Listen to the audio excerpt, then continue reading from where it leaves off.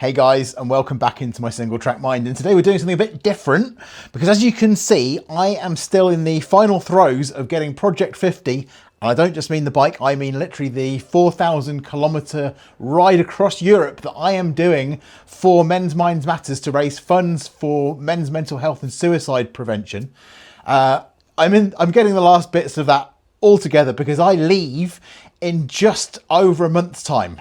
So there's an awful lot to get done. So as I promised in my video a couple of weeks ago, I am going to show you the build of not this Kona Explosif, but my fully restored Kona Explosif, my 1990 fully original, full XC Pro Kona Explosif build, which literally was ripped back to a frame and built with brand new old stock components. And what that means, if you're not aware, is that basically the components I used were genuine components from 1990, but they never got sold. They stayed in stock somewhere, brand new, unused, in various places around the world. And I rebuilt that bike very, very passionately, as hopefully you'll be able to see in a minute. But be aware, it was a little bit before I was doing this in quite the same way as I am now. So my standards may be a little lower than they were back then. Also wasn't living in this location, didn't have this workshop to work in. But it's kind of adorable, you'll see. Anyway, yeah, so this is going back to, I think 2017 I did that one. So it's, yeah, 7 or 8 years ago that I was building that one. Anyway, I am going to continue working on this. As you can see, I've done some more stuff to it since you've last seen it.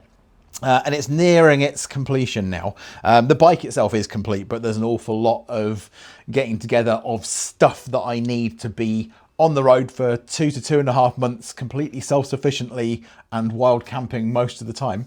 That means a lot of kit, so I'm still doing all that basically. But anyway, yes, I hope you enjoy this first part of this video. There's a series of them. They're not too long, and hopefully you'll find them interesting and fun.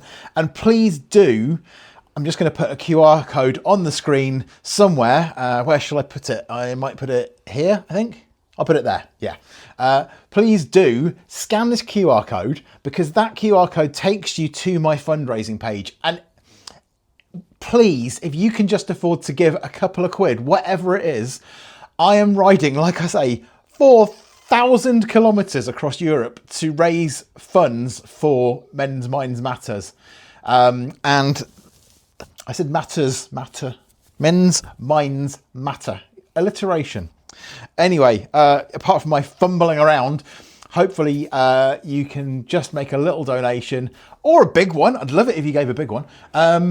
And just show support for this cause, because it's so important to me that we save the lives of men who are otherwise likely to lose their lives by their own hand to suicide. And that's something which I have first-hand experience of. And please enjoy the video, but please also, if you can, give something to the charity fundraising that I'm doing as well. Right, enough from me. Let's get on with it. Hi guys, it's Martin from Singletracksafari again. Welcome to the man cave. This is where I tend to spend a lot of my time out of season, and it's not too untidy, I guess, but let me just give you a quick show around before I tell you what we're talking about today. So yeah, it's a garage, obviously, and there's things absolutely everywhere.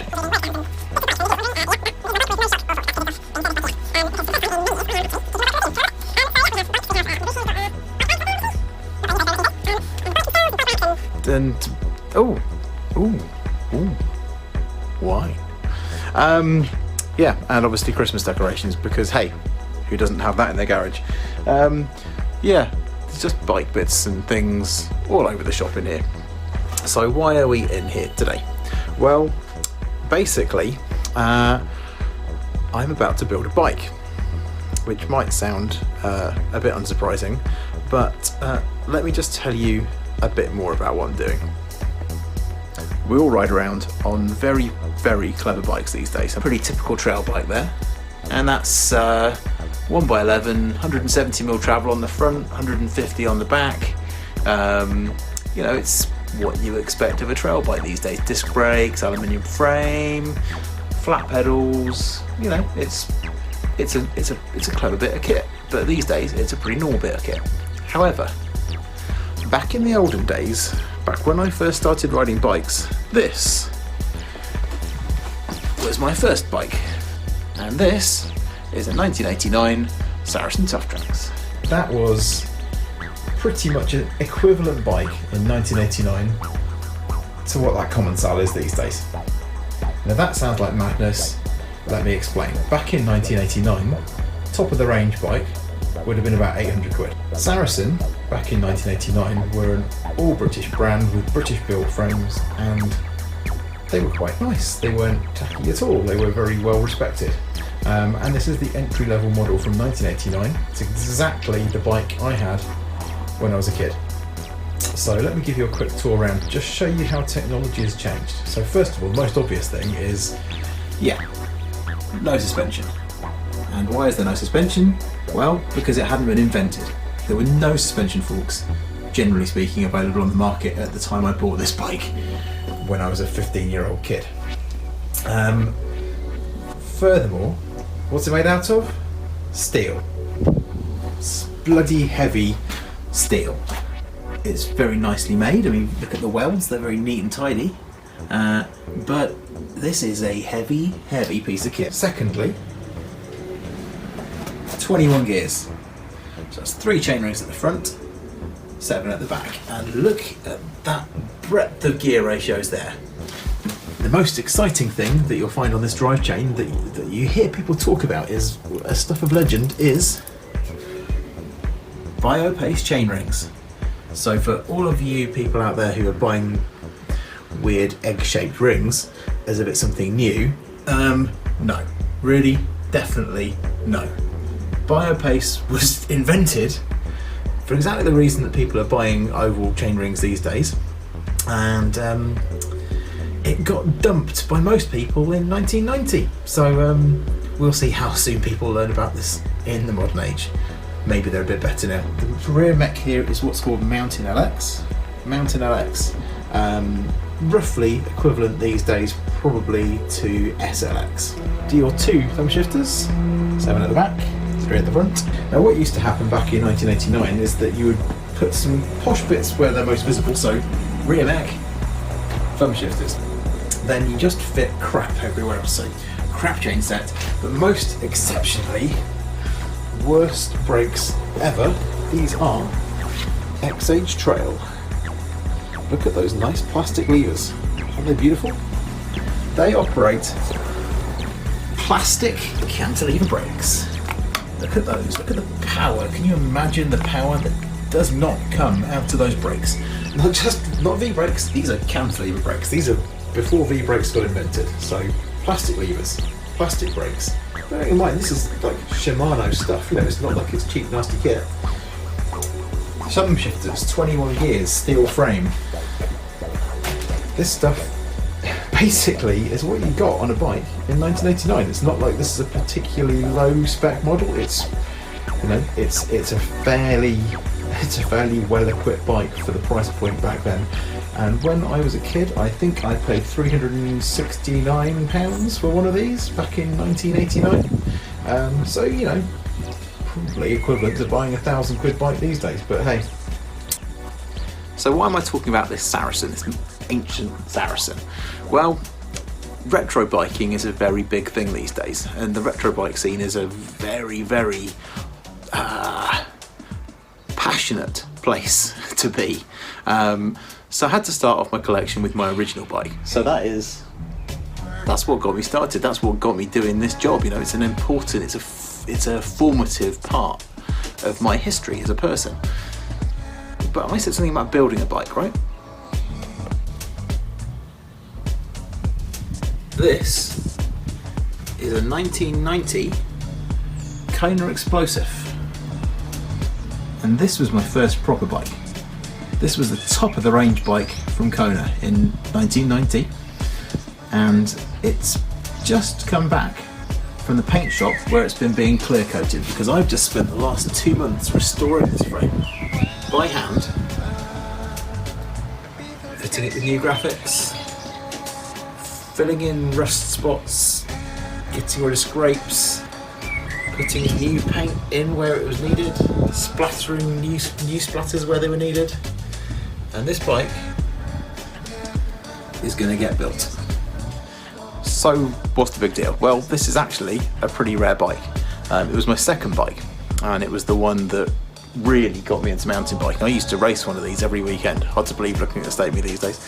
But yeah, I used to race one of these back in 1990. I had it through until about 92, I guess. And it's that bike, the one you wish never got away. And they're super rare. And I managed to secure this as a bit of a wreck. I'll show you a photo of it now. I bought that basically like a barn find for about 100 quid. And it was an absolute piece of crap. Most of the components have been replaced with cheap, nasty, pointless, horrible bits. The headset was a steel thing that probably cost 99p. It was covered in bits of hay and cobwebs. But fortunately, underneath it all, the frame wasn't too bad. So I picked it up and I am going to rebuild it. I'm not just going to rebuild it. I have bought a big pack of new old stock parts from 1990 to build this up, and by the time I'm finished it's going to be pretty much a new bike. It's a passion project. It's cost me a bit of money, not a fortune, but more than is worth spending on a bike that I'm probably never going to ride. It's probably going to live on my wall somewhere. Oh, that's not true, I'll ride it, but it's going to be very, very dry. So it'll get built slowly. It's going to take me probably a few days on and off when I've got spare time to get it stuck together. I've been waiting basically for the frame to be finished off. Like I say, at the paint shop, it's been having a clear coat, so I've done everything by hand, including the graphics and the splattering and the black paint that's needed to be applied. But I didn't want to do the clear coating because that was giving it its final luster. So yeah, it's here, it's back, it's ready to build. And I'm gonna basically give you a tour through the building of this bike, probably as some kind of time-lapse video, or maybe a series of time-lapse videos. Let's see what happens. So this is my project, and I love this bike so much, and I'm telling you, it's emotional having it back in my life. It really is. So as I build it, I'm going to talk you through the bits that go onto it. I'll stick it in the work stand, and we'll do it piece by piece over the next few days. So excuse my many costume changes. It might look like I flit in and out, being very vain, changing clothes, but basically it's just because I'm going to do this when I've got the time to do it.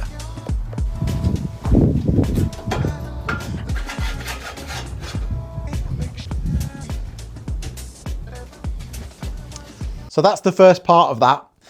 There's a few more parts to it. It sort of picks up pace quite quickly as it goes along. But yeah, I'm going to carry on working on this one.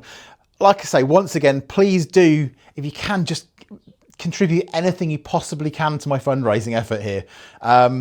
It really does mean so much to me that we work together to show men that they're not alone, and that there are people out there who are in exactly the same boat as they are, and it's important that we start talking to each other.